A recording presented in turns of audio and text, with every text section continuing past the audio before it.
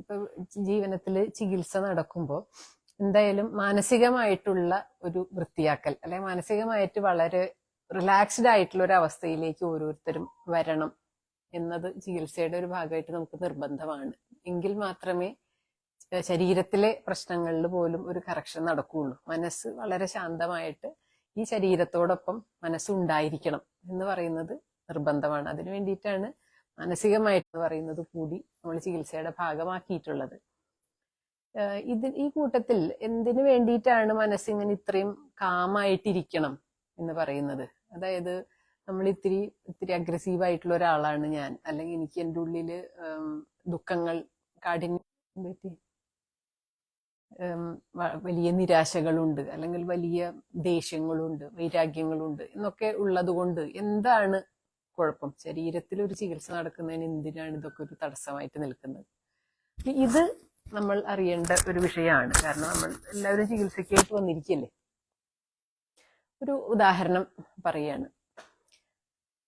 ഏതൊരു തരത്തിലുള്ള ഒരു വൈകാരിക തീവ്രതയിൽ നമ്മൾ ഇരിക്കുമ്പോഴും അതിനു വേണ്ടിയിട്ട് വളരെ കൂടിയ എനർജി ശരീരത്തിന് ചെലവാക്കേണ്ടി വരുന്നുണ്ട്.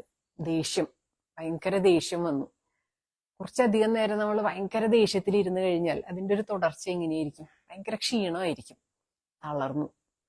ഇനി കരഞ്ഞു എന്ന് വിചാരിക്കുക, ദുഃഖം കൂടി കൂടി കൂടി കൂടി ഒരുപാട് ദുഃഖിച്ചു, ഒരുപാട് കരഞ്ഞ് തളർച്ചയാണ്, കരഞ്ഞ് തളരുകയാണ് ചെയ്യുന്നത്.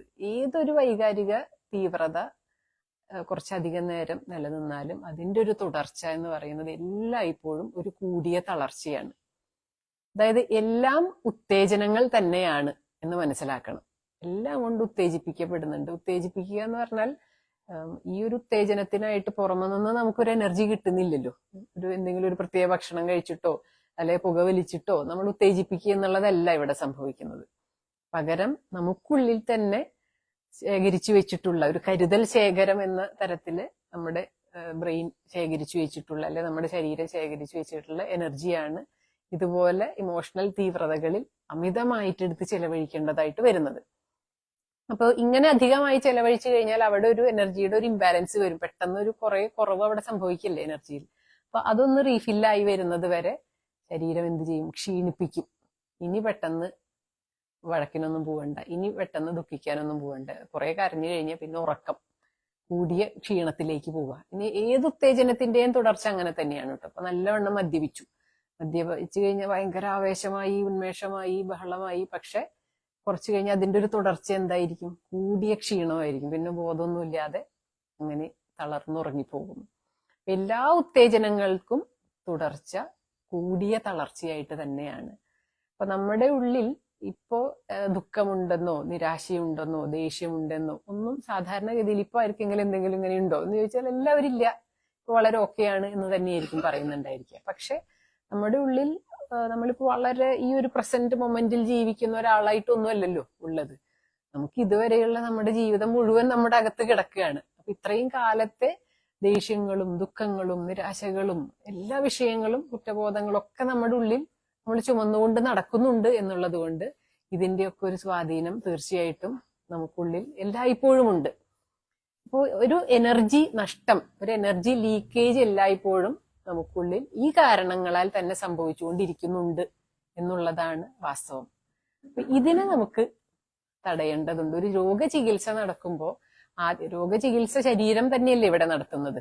നമ്മളായിട്ട് പ്രത്യേകിച്ച് വേറൊന്നും നൽകിക്കൊണ്ടുള്ള ചികിത്സയല്ല, ശരീരം സ്വന്തമായി നടത്തുന്ന ചികിത്സയാണ് എന്നുള്ളത് കൊണ്ട് ഈ കരുതൽ ശേഖരം ഉപയോഗിച്ചുകൊണ്ടാണ്, കരുതൽ ശേഖരമായിട്ട് നമ്മുടെ ബോഡി സൂക്ഷിച്ചു വെച്ചിട്ടുള്ള എനർജിയെ, പ്രാണോർജം ഉപയോഗിച്ചുകൊണ്ടാണ് ചികിത്സ ശരീരത്തിൽ സംഭവിച്ചുകൊണ്ടിരിക്കുന്നത്.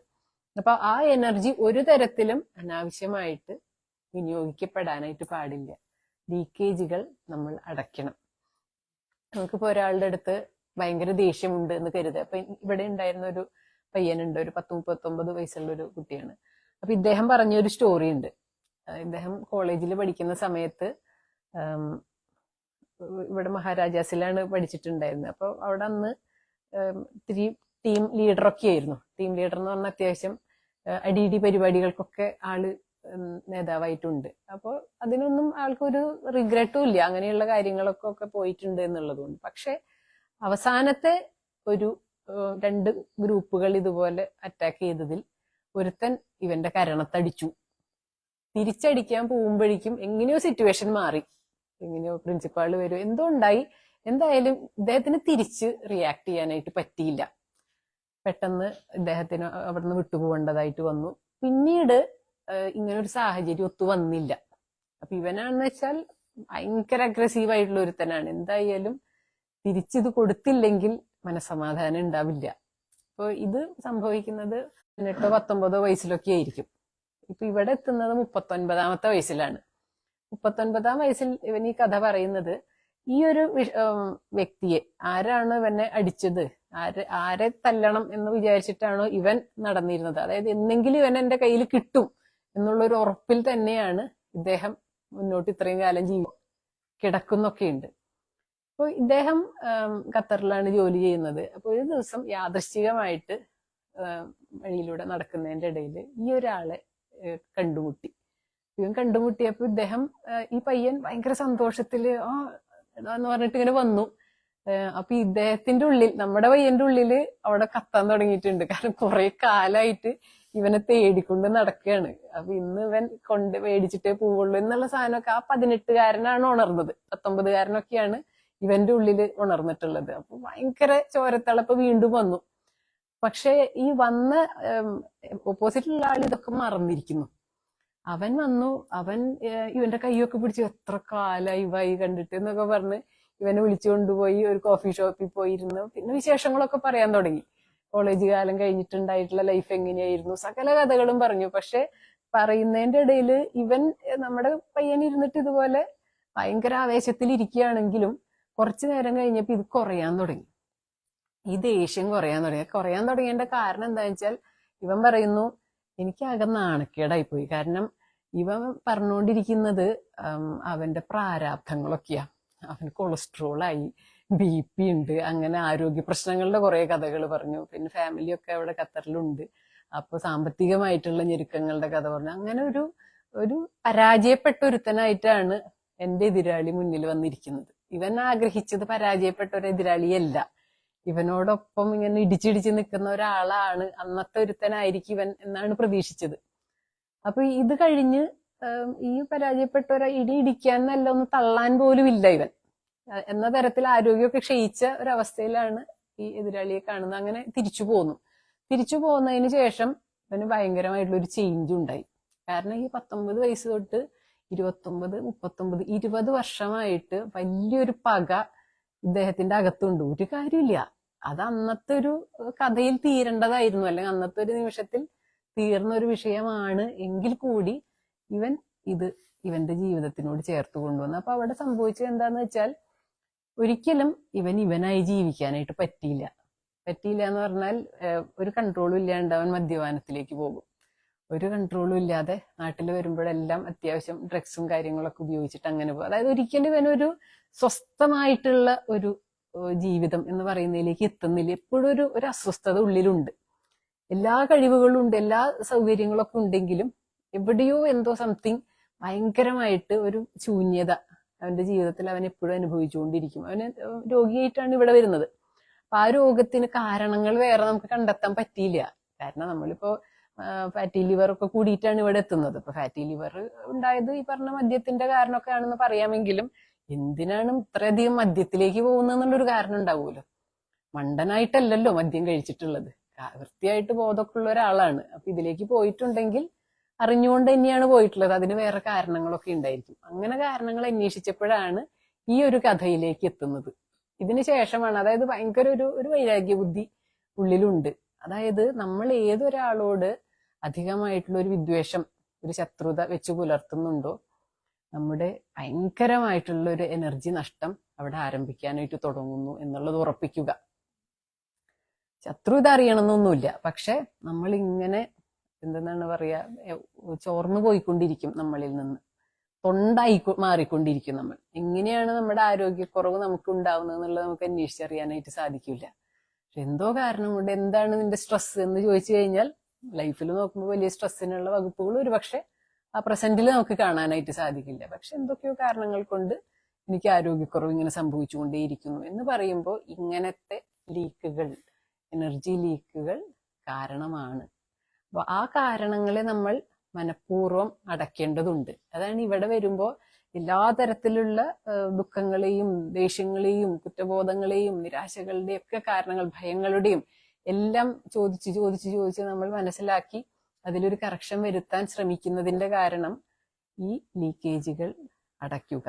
കാരണം സെൽഫായിട്ട് പ്രശ്നങ്ങളെ പരിഹരിക്കാനായിട്ടുള്ള ശേഷി ശരീരത്തിനുണ്ട് എന്ന് ഉറപ്പുള്ളവരാണ് വാസ്തവത്തിൽ ജീവനത്തിൽ എത്തുന്നത്. അപ്പൊ ആ ഒരു സെൽഫായിട്ടുള്ള ഈ ഹീലിങ്ങിനായിട്ടുള്ള ശേഷി എന്തുകൊണ്ട് ഇതുവരെ ഉപയോഗപ്പെടുത്താനായിട്ട് ഈ ശരീരത്തിൽ സാധിച്ചിട്ടില്ല? അതിന്റെ ഉത്തരം ഇത്രയേ ഉള്ളൂ. കാരണം അവിടെ നമ്മളിൽ ഇത്രയധികം പ്രാണോർജമുണ്ട്.